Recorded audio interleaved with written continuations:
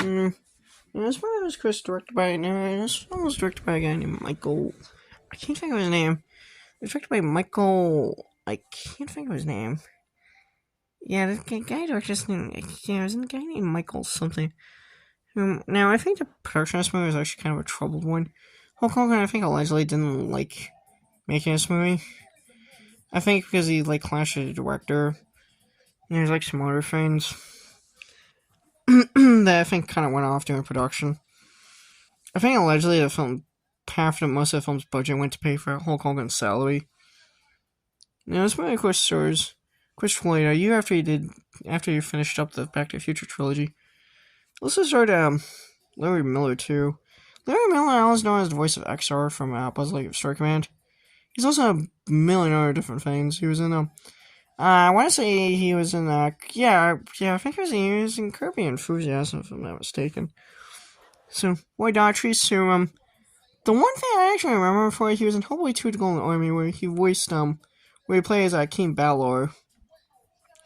Now, some of you older folks out there who grew up on fantasy TV in the late 1980s, early 1980s might recognize him as playing as Vincent's surrogate adopted father in the Beauty and the Beast series. He's also a narrator of some of the Game of Thrones slash Song of Fire and Ice fantasy novels. He narrated the audiobooks. Now, White Daughtry, he's been in a million different things. Like I said, a lot of people some of the older folks out there who grew up in the late 1980s to early 1980s might recognize him as Vincent's surrogate adopted father from the Beauty and the Beast TV series.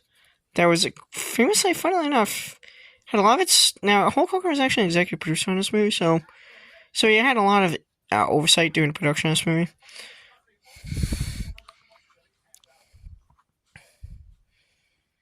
Visual effects produced by Jeffrey Oken. When by Frank Capello. Produced by Howard Gottfried.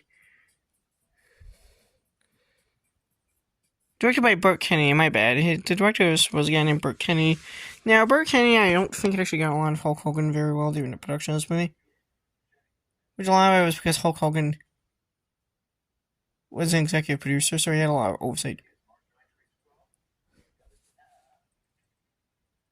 So I think he had a lot of oversight during production. I think allegedly Hulk Hogan demanded several script rewrites during production.